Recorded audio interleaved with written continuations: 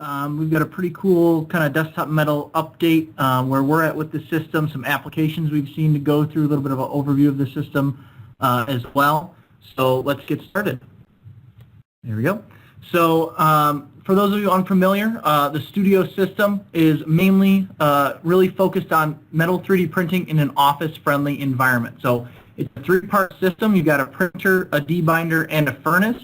And again, the main focus of the system was to be the first kind of office-friendly, office-safe metal 3D printing system out there. So first we're going to go through a little bit of a workflow of the system, just a high-level overview to get everyone's feet wet here. So your first step is going to be your file preparation. So here we have on screen, you can see this kind of hinge part that if you've seen desktop metal at all, I'm sure you've seen this part 1,000 times.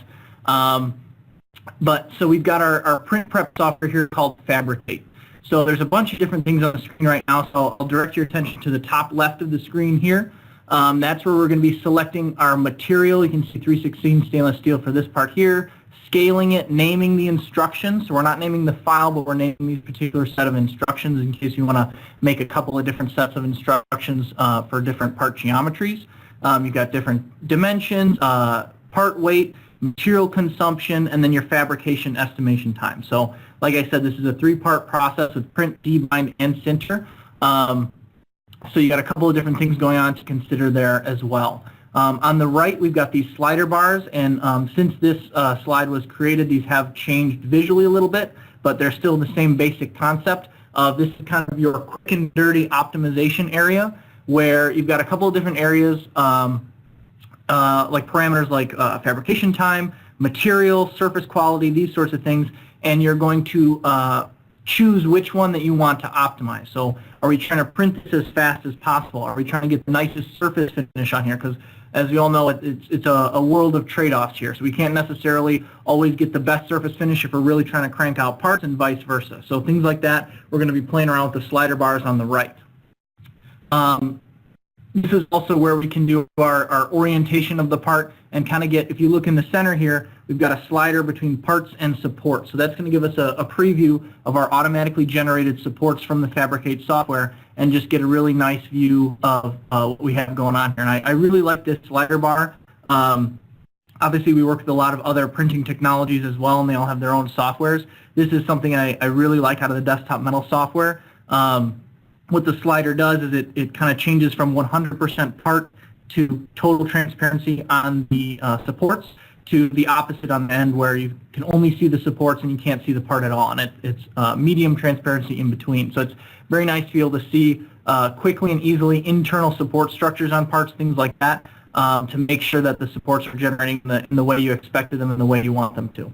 So after we have all of our settings chosen here, so this is obviously where we're choosing things like layer height, wall thicknesses, infill styles, things like that. Once we're satisfied with that, we're going to hit the blue button in the bottom right corner, continue, and then we're going to move on to our bed orientation. So here's where we're going to place the part on the actual print bed. So before we were creating the actual toolpath instructions, now we're orienting the part on the print bed. So for this particular example, we're just going to be printing this one single part. But you can see on the right side of the screen, Fabricate has brought up all of our other models instructions that are compatible with this print. So same essentially boils down to same material type and same layer height is what's going to be compatible between the prints. We can't run two different materials at the same time, and we can't run two different layer heights at the same time on this printer. So if we potentially wanted to have a couple more of these hinges or some of these other model geometries you can see there, we can pack the print tray. Or if we would just want to get this job done quickly and we only need the one part, we can just go ahead with the one part. So there we're going to go down bottom right again and click Send to Printer. Then we're going to begin printing our part. So it's a very similar process. It's called bound metal deposition, but if you're familiar with FDM, very similar process there. So we're going to be heating up our model material and extruding it out of a precision nozzle. So our model material is actually a mixture of metal powder and polymer binder. So when we're heating this up, we're not getting anywhere near the point of metal melting at all. We're just getting hot enough to melt that binder and use that to flow the metal powder, which is still solid, out into our geometry. So you can see the darker material there, that's going to be the metal material. And you can see our supports from before are located on the inside of those hinge areas right there, that's going to be the exact same material. So we print our support structure and our model structure out of the same material due to the fact that this process does have some shrinkage associated with it. And by having the supports and the model out of the same material, we match that shrink rate as close as we can, because obviously if we have one shrinking at a different rate of the other, we introduce all sorts of fun issues. The other material we see there, the lighter colored material, is a ceramic interface material. So similar concept, we've got ceramic powder with polymer binder that we're printing out just like about an FDM process. And the reason that we need this material is because, again, aimed at office-friendly metal 3D printing, we want to be able to remove our supports and remove our part without having to have some heavy-duty machine shop tooling in our office environment. So when we go to our final sintering stage, this ceramic is going to turn to powder, which then allows us just to knock out those supports and very easily by hand remove this part from its raft, whereas potentially we would need to machine or mill it off or with a bandsaw in some other 3D printing processes out there. So we've got two materials, the metal material for our supports and our model, and then our interface for anywhere where the support structures touch the model. So you can see our finalized print on the build tray with both of the materials. And from here, the next step, if you remember, we're dealing with a material that is metal and ceramic powder and polymer binder. So before we go to our final sintering stage, we need to have a stage in between that removes the majority of that binder so it doesn't affect the sintering process. And we're going to do that in our debinding machine. So this machine will soak the part in a chemical solution that's going to penetrate the surface of the part and dissolve out, like I said, the vast majority of that binder, and kind of flow it out and flow it away from the part, kind of similar to some other printing cleaning tanks you may have seen before. Same basic concept, but we need that binder material out of the part before we go into the sintering oven, as it can potentially cause some issues with part integrity in the sintering process. So we soak the part for a few hours, and we get all that all of that binding agent out of the part.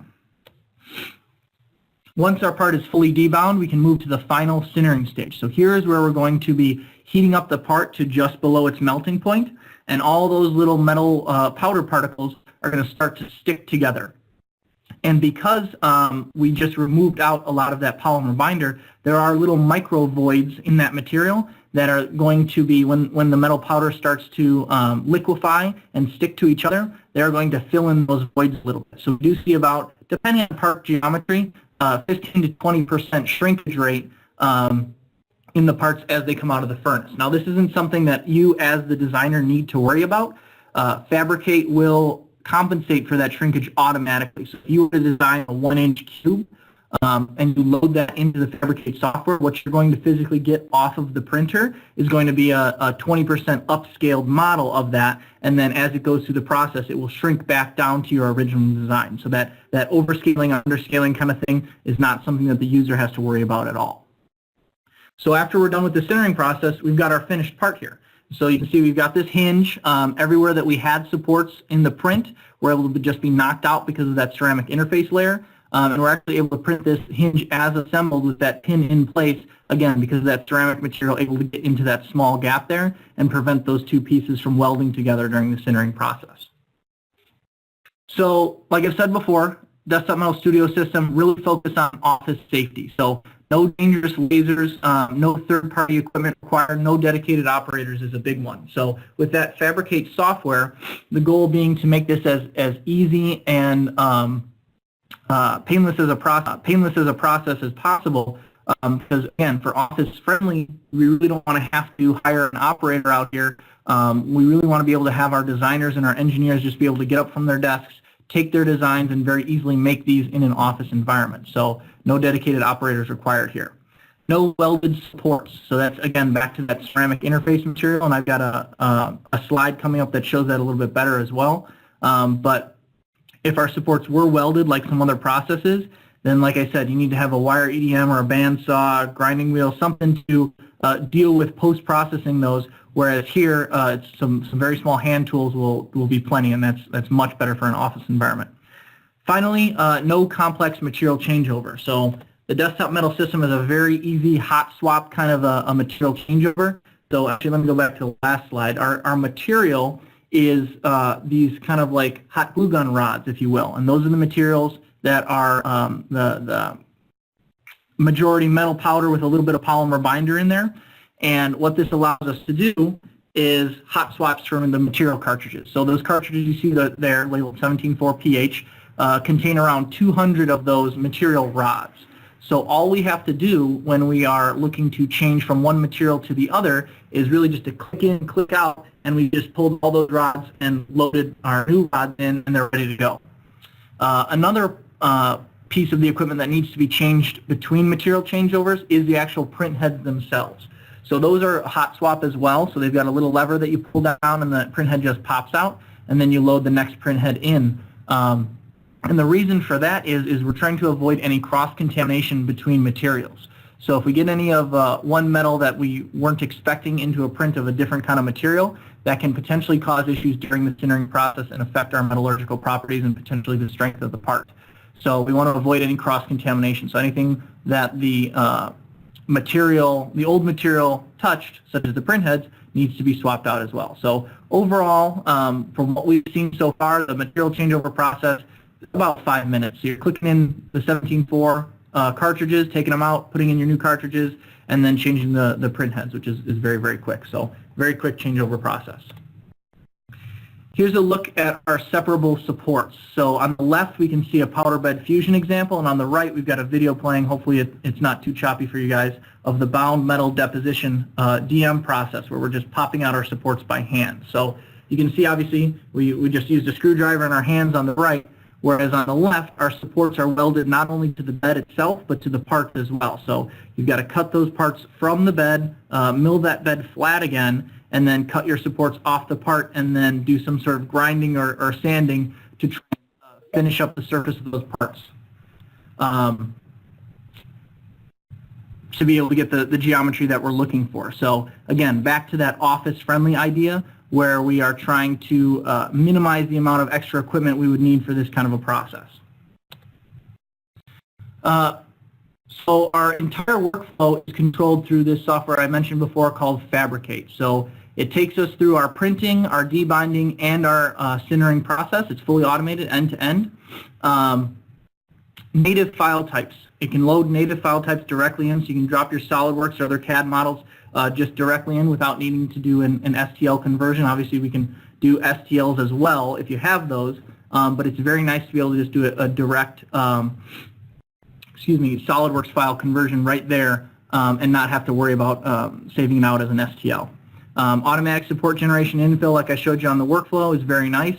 And additionally, remote or local cloud available. So these machines are all connected to the cloud, and what that means is you can load prints from your desk, you can load prints from home, and just call up the office and say, hey, can you start up this print? I've got a project I need completed by next week. So it's very nice to be able to see and monitor your equipment as long as you have an internet connection. So let's talk some design guidelines that we have kind of figured out with our system in Buffalo Grove and working with Desktop Metal. Some of these, if you're familiar with the FDM process, these will be familiar to you as well. But because we have not only a printer but a debinder and a furnace, we have other stages of the process to consider in our design as well. So there'll be some familiar FDM design guidelines and some new ones that we are due to the new processes. So first thing being max shell thickness. So I'll direct your attention to the part with infill on the right there, that little diagram. So that's what we're referring to. So our parts will be printed with a shell of a maximum 6 millimeter thickness, so 6 millimeter or less. And then from there on, we go to a honeycomb infill kind of a structure. The reason for this shell thickness limitation goes back to the debinding process. So that debinding chemical that is going to pull out and dissolve our binder that we need to get rid of for the sintering stage can only penetrate the surface of the part so far, with that limit being just about 6 millimeters. If we go thicker than 6 millimeters, we run the risk of the part not being fully debound and then potentially cause structural issues when we enter the sintering stage and can potentially break our parts in the sintering stage. So by sticking to that 6 millimeter shell thickness, we can ensure that our parts are fully debound when they go into the sintering oven. That being said, if we're trying to print something entirely thick or entirely solid with no infill, we can print 12 millimeters. So on the right, we see the diagram of solid part. So since we can attack 6 millimeters from the top and 6 millimeters from the bottom, we can print that feature 12 millimeters total thick. So that can be done with no infill. If we were 14 millimeters, we could go 6 and then 2 millimeters of infill and then 6 more. But if as long as we stay 12 or under, we can print totally solid. Next up, we have minimum wall thickness. So this one ties back to FDM, so this will be very familiar. This limitation is derived from our toolpath thickness during our printing process. So as a general rule, just for feature stability, we always want to have at least 2 toolpaths laid down for any feature that we're trying to print. With the Studio system, our toolpath width is around 0.5 millimeter, so 2 toolpaths gets us 1 millimeter that we want to stick to for minimum wall thickness. Aspect ratio for tall parts. This one comes about due to the sintering process. So very tall, very thin parts that potentially print totally fine, debind totally fine, we can encounter issues in the sintering process because when we're in the sintering process, those parts heat up, they turn into this kind of semi-liquid, semi-solid state, and they can potentially warp under their own weight when they're very tall, very thin parts. So in order to avoid any potential warpage, as long as we stay around or under an 8:1 aspect ratio, we can ensure that our parts won't come out of the oven warped. Again, very similar to FDM, self-supporting angle. So anywhere that we can incorporate a self-supporting angle, kind of like building out an arch or kind of stacking dominoes out horizontally, same process applies to the printing method. So we see the 2 diagrams down below, holes with supports, teardrop hole with self-supporting angle. So if we're just looking for a through hole, we can potentially add this teardrop instead of a perfectly circular hole, and we can utilize the self-supporting angle of the process. And so obviously we're putting down less material with this, and this has 2 main benefits of not only saving cost on material, but because we're laying less material down, the print will go faster. So we print parts faster, we pay less for the parts by utilizing this self-supporting angle. Is this something that we can use all the time? No, sometimes we need our holes to be perfectly circular, but in cases where we can get away with that and we're just looking at a through hole, this is something to consider. It's all about the design for the process you're using, design for additive. Finally, clearance for as-printed assemblies, like we saw on the hinge earlier, is recommended at 0.3 millimeters. The reason for this is we want to make sure that we can get enough of that ceramic interface material in between the 2 parts of the assembly that need to move freely in regards to each other. So if we can't get enough of that ceramic material in there, we can't guarantee that those parts won't touch and then will subsequently weld together during the sintering process, rendering our assembly basically useless. So 0.3 millimeters allows us to get enough of that ceramic material in there. We can go wider if we need to, but 0.3 is the minimum. So let's move on to some Studio System applications that we've seen. Obviously, metal prototyping is going to be the big one. Replacing short-run cast parts. So obviously, this system won't be competitive with part ranges in the hundreds of thousands. But if we're just looking to do a couple dozen parts very quickly on this kind of a prototyping system, we can definitely do it on the Studio system. We can print parts as assembled. We can print parts with internal channels. So this is something I'm going to delve into a little bit deeper in a couple of slides here. That's very useful for injection molding. Conformal cooling is very interesting. And then finally, material design and optimization. So we can deal with part geometries that would potentially be cost prohibitive or wouldn't really make sense to do with conventional milling operations or something along that nature or casting. And this is something that we can do very easily on a metal additive system. So first we'll talk about supercar manufacturer Koenigsegg. So they had this idea for a variable turbocharger. So essentially, a turbocharger is basically tuned into a certain range of RPM of the engine where it operates the most efficiently. And basically you kind of got to choose between a rock and a hard place of, do I want my turbo to be efficient at low RPM so I get good torque on startup, or do I want my turbo to be most efficient at higher RPMs, giving me more max speed and horsepower. So they came up with this idea for kind of a dual channel turbo where it's got these internal chambers that kind of twist around each other as it goes around, and a louver system right on the inlet to the turbo. So essentially what we're doing is it's two turbos in one, and at low RPMs the louver is open one way and allows the exhaust gas into the low RPM section of the turbo, and then once you hit that threshold to the higher RPMs it switches over and that louver changes into the other chamber of the turbo so that you kind of get the best of both worlds there. So because those chambers were very intertwined and interlacing, it was something that would be very difficult to do via conventional casting methods. So printing was a great option for them here. We can print this as assembled. So this is kind of a bonus here. It wasn't, I wouldn't say totally required for the part geometry, but being able to print that louver and that moving part in place saved them assembly and manufacture time for them on the back end. And then obviously being able to print this in metal is a requirement. This turbo needs to withstand high temperature and pressure operating conditions in the engine bay of a supercar. Next up, let's talk Live Parts. So Live Parts is a software that was created by Desktop Metal for material and design optimization. And so how this kind of came about was when Desktop Metal first started accepting files from customers to print out benchmarks, they noticed a lot of the files were understandably optimized for traditional manufacturing methods. So they saw a lot of blocky geometry that was obviously supposed to be milled out. They saw a lot of cylindrical geometry that was obviously done on a lathe. And these kind of parts, the Studio system has no issue printing this kind of geometry, but it's kind of I wouldn't call it a waste, but it's definitely not getting the best bang for your buck out of the system. Printing these optimized for other manufacturing technology parts.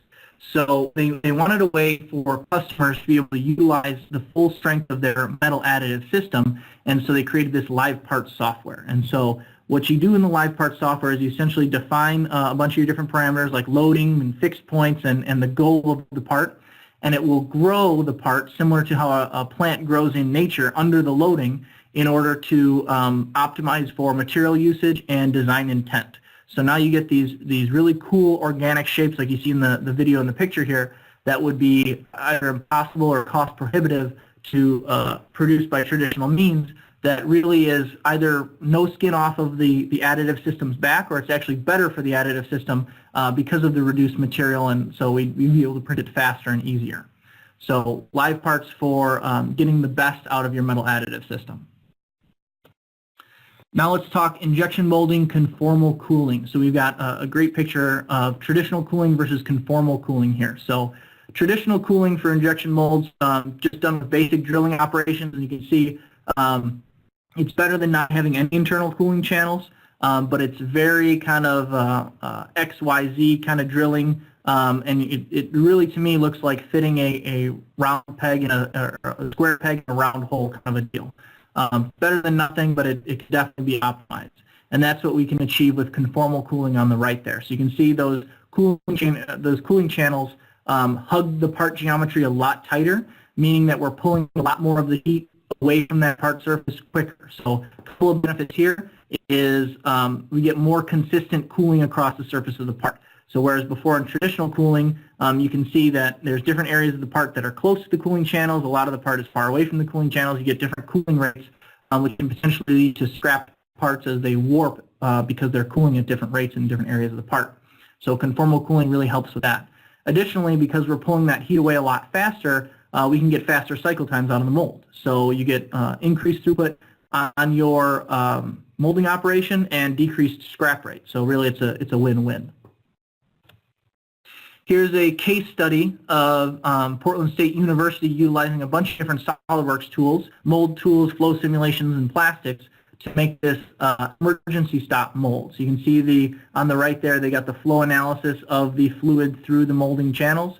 You got the thermal analysis of the stop button on the bottom right there, and then a graphic of the mold with the conformal cooling channels in there. So again, with those circular cooling channels as opposed to the rectangular ones, we're able to hug the part surface a lot closer and just do a much better job of pulling the heat away from that part more consistently. So studio system at CATI Buffalo Grove, Illinois. We do have a fully operational studio system here in our corporate office in Buffalo Grove. And we've had it for a while now, and we've got to play around with it and really get our hands dirty with it. So units are shipping now out to customers. We found that Desktop Metal has been very responsive and really open to feedback and working with us, which has really been very, very nice. So because the system is cloud connected, very quick to shoot out improvements, firmware updates, things like that, just over the cloud, which is very nice to do. Monitoring systems, things like that. And just as an example, we just recently got a tray system for batch debinding and sintering. So the sintering oven and the debinding machine are much more of a batch process than the printer, where the printer doesn't really care if you load it up with 1 part or 10 parts. It's pretty much going to be a linear cycle time no matter what. The debinder and furnace really benefit from cramming as much material in there as you can per run, especially for over the weekend runs. So after speaking with Desktop Metal and voicing our ideas and our concerns, we got the new tray system to be able to fit a lot more parts in both of these machines and just make our lives easier, that we can process a lot more material at once and essentially lower our cost per part, which is very nice. So with that, that wraps up our Desktop Metal update here. And I think we're going to open it up to some questions here, Jeremy. Yes, sir. So we have a question about the hot swapping of materials. Do you need to power down the machine? We have a question about the hot swapping of materials. Do you need to power down the machine? What's that process look like to remove materials? Maybe we can go through that one more time. Yeah, so we don't want to, we're not going to power down the machine. What we're going to do is the heads actually need to heat up to release the material that's currently in there. So it'll purge a little bit of material till we have enough clearance to remove that head, and then we're going to swap the heads out.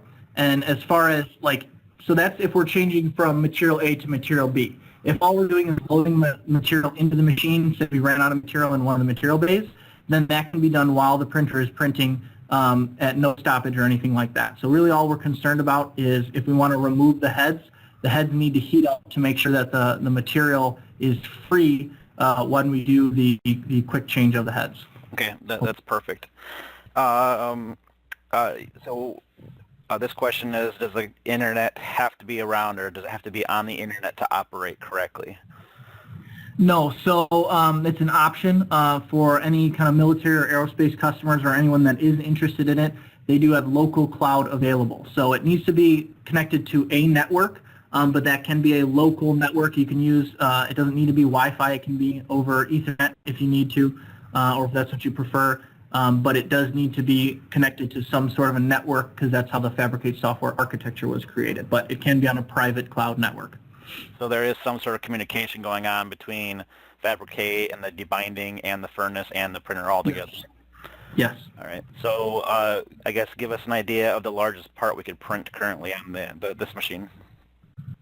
So design guidelines for largest part, there's a lot that goes into it, but the rule of thumb right now is 4.3 inches or 110 millimeters square. Some of the things that go into it is at larger part sizes, you have to be careful about how you're controlling the shrink rate. So some things that we found is kind of editing file prep to make the supports more structurally similar to the part geometry itself. So ideally you want your supports to be as cheap and less material as possible, because they're just going to be throwaways. But at larger part sizes, you need to start beefing up those supports so that they do end up matching the shrink rates of the rest of the material. So there's kind of the play-off between trying to save money on the print versus trying to get a successful print. So right now, the recommended, like I said, is 110 millimeters. All right. Can you go through the time requirements for maybe just the sample part you showed, the little hinge? How long did it take to debind? How long did it take to print? How long did it take to debind? And how long did it take in the furnace? I can get back to you with actual estimations from the software, but if I'm just going to speak off the cuff, I would say like a 4-hour print, and then maybe a 12 to 14-hour debind, and then the sintering oven, whether you have one part in there or whether you have 15 parts in there, is always going to be a 48-hour cycle. So that's what I was talking about before, where it's very advantageous to batch process as opposed to do single part like I showed in the demonstration. Okay, and can you speak to the layer resolutions that we're capable of right now? Yes. So with the 400 micron diameter nozzles, we can get down to 150 or 0.15 millimeter layer heights. They are currently developing, and I've had some prints off of the new high-res nozzles. So the current nozzle is 0.4 millimeters, the high-res nozzle is 0.25 millimeters. Those are the ones that can get down to a 50 micron layer height, 0.05 millimeters. Awesome. And then would you say that the difference between those is completely linear as far as build time goes? Yes, it's going to be mainly linear because if you're 1/3 of the layer height, you're going to have 3 times as many layers. Perfect.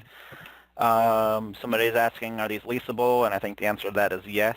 The sales team can help you walk through that. Mm-hmm. Office safety question, can you speak to the safety of the debinding solution? Do we know what that is yet? And then the current needs for the furnace, argon gas, the fume hood. So let's do it first. So the debinding fluid, we have the SDS out for that. We can post that somewhere on our website as a blog or something like that. I don't have the chemical name offhand. But it's something that it's a solvent. It's non-flammable, but it's definitely not something that you want to come in a ton of contact with, but you don't need any kind of PPE with it. For the furnace, yeah, we've got argon gas, and we have a effluent gas line out of the furnace that we just have venting to the outside. So it's not like a huge hood, fume hood kind of a thing. Just a small, I think it's a 1-inch diameter tube coming out of the furnace. Okay. So as far as materials availability, I believe that's all out on the internet. Aluminum is on the roadmap. Mm-hmm. That's not out yet, correct? Correct. We have, in the office here, we have 17.4. Aluminum's on the roadmap. We've gotten some benchmark copper parts out of Desktop Metal. It's not something they've released out to the partners yet. But I think copper is going to be the next one that's going to be coming out, and then they're going to shift their focus towards aluminum. So right now available, we're saying 17.4, 316, and then copper could be right around the corner? Correct, yes. And then there's a roadmap somewhere about having a few materials each year, correct? Yeah, I believe the goal is, that I've heard from Desktop Metal, is a material every 2 months.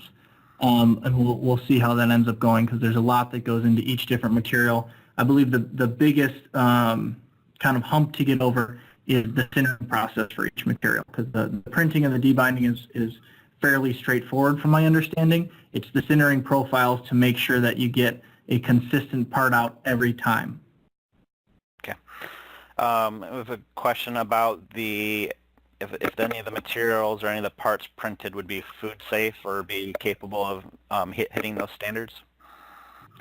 So we actually had a customer that we worked on a benchmark with this, and what we end up coming up with is, so the stainless, it is stainless, and it's totally fine in that regard, but they ended up having to grind away the layer lines, as those were not food safe compliant. So the physical material itself was fine, but the actual geometry of the part after it came out of the printing process created a lot of micro, they're not really pores, but micro cracks where bacteria could potentially develop. So they needed to file and grind those down flat in order to meet food safety guidelines. That's one of the issues we see with regular FDM, isn't it? Yeah, same thing there. So the material, like if you just had a pure block of the material, that's fine. But due to the printing process itself, the physical geometry there presents issues. Okay. Somebody wants to know if they wanted to have their own setup in their shop, how much room would they need for the 3 systems, the 3 devices? So our printer room here is, I think it's like 14 feet by 10 feet, and we've got a bunch of other machines in there. It's I can go back to this photo here. So that's basically half the room. That's a little more cramped than I'd like it. Obviously, we're a showroom and we're trying to have a lot of different pieces of equipment in there to show off to potential customers. I would want a little bit more space between the machines if I was working these in a shop or something like that. So it's not a whole ton of space. You can see there. I believe the printer itself is like 3.5 feet by 2.5 feet. So I can kind of give you an idea. The furnace will fit through a doorway, so it's not super massive either. But it doesn't take up a whole ton of floor space. Sure. And then any idea on power requirements? Yes. So the printer and the debinder are just 110, and then the furnace you do need 223 phase. Okay. So that is the last question as far as I can tell. I don't think we've missed any. I'll go through them one more time before we close up, but other than that, I appreciate everybody for hanging out with us today, seeing what we've got new for Desktop Metal, how our showroom is changing up in Buffalo Grove, some of the new information that we're able to share with you today. Check out our website, cati.com, and join us for future webinars. Have a good day, everybody.